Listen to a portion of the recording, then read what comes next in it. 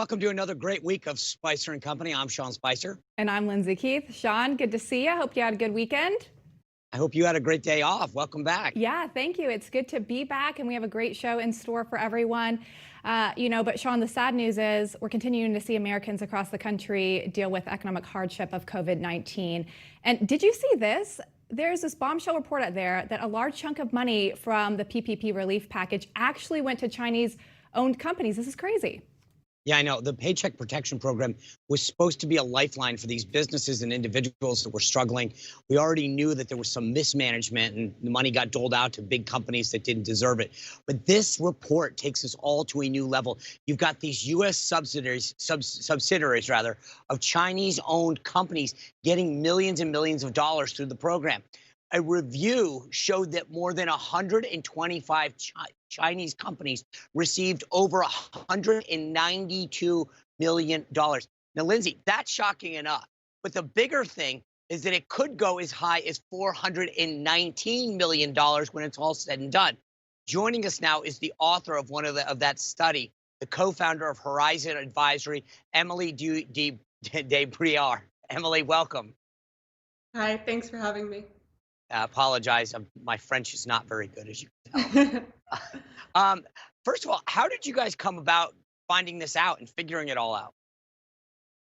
We looked at a sample of about 20,000 of the Paycheck Protection Program loans that were publicly released. So that's the other thing to keep in mind. These more than 125 companies that we've identified, these are from looking at a sample of the loans, not the entirety. So this is probably really just the beginning. And we looked through those companies, and we looked for companies that were owned by or significantly invested in by Chinese players. As we debate this next stimulus, this blows me away because we saw this with a lot of the big box retailers and other firms that weren't supposed to get it. Now we're finding out that Chinese companies are getting it. And I think that it's irony of all ironies. The country that covered it up, that allowed it to go on as much as it did, then we turn around, we start buying all our PPP from them. But now we find out that our government is actually giving the companies money that are probably controlled by the Chinese government. Exactly. And the thing is, it's not just that these are PRC companies. It's that in many cases, these are affiliates of Chinese state-owned companies or Chinese military companies or companies with ties to China's forced labor program and genocide in Xinjiang. There are even Chinese Communist Party propaganda outlets on this list. So as you said, this program was meant to be a lifeline for small businesses, for companies that couldn't access capital elsewhere. Affiliates of Chinese state-owned enterprises could probably access capital elsewhere. Right. Since you guys have put this report out, what has been the reaction beyond the media? Have any lawmakers reached out to you? I mean, I would assume if I were a lawmaker on Capitol Hill, I'd be calling and saying, Emily, can I get the data that you guys just compiled? Because I don't want this to happen again. Well, everything that's being debated this week should be factoring in how it can defend against the fact that China is trying to use this crisis to their advantage and trying to take advantage of our investment. And it shouldn't just be this week. This is also about all the investment programs we should have moving forward. Do you think that this is a function of it just going too quick? Right. So they passed this bill because they needed to get relief out to the American people and to companies.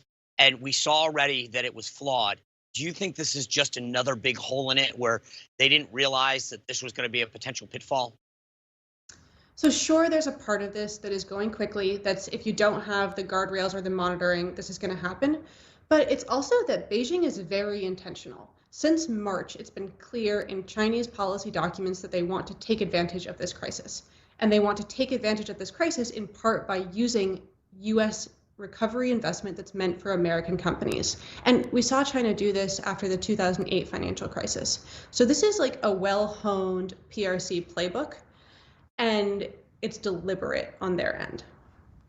I mean, I think that the irony of all ironies, right, is we continue to go in debt with these stimulus bills. They continue to buy up our debt. And ironically, it turns out that we're actually giving them money in the form of PPP payments that they are ultimately backing the loans to which we had to float in the first place. I mean, there is some sickness to this whole issue that I cannot believe.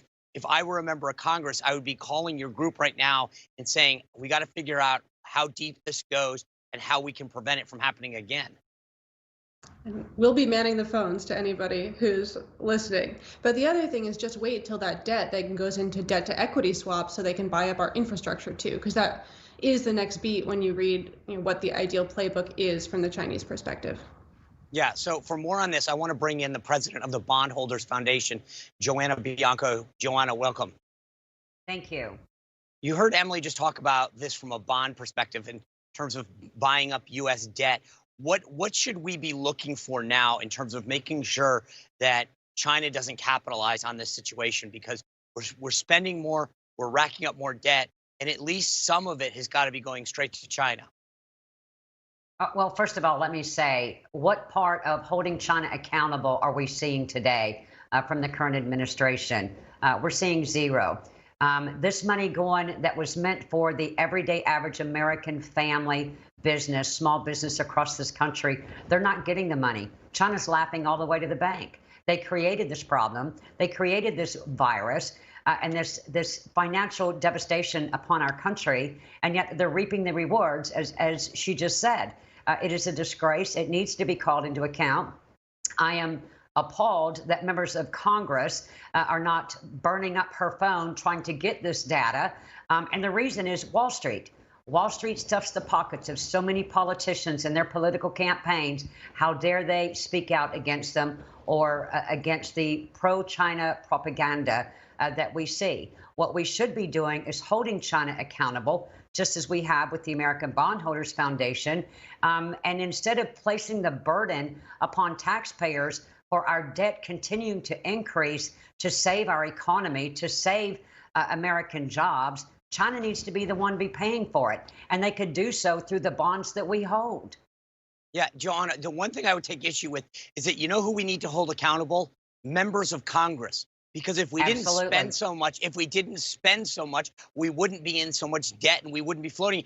Every time one of these people tell us we have free Medicare, free college, free cable, whatever's free, it's not free. And this is lining the pockets of China every time we vote for more debt.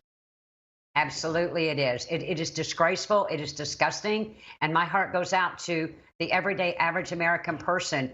This money was designed for small businesses. I don't know a small business with 10 or 20 employees that even qualified to get this money. It was basically corporate America, California, Wall Street firms sucked up all of this money.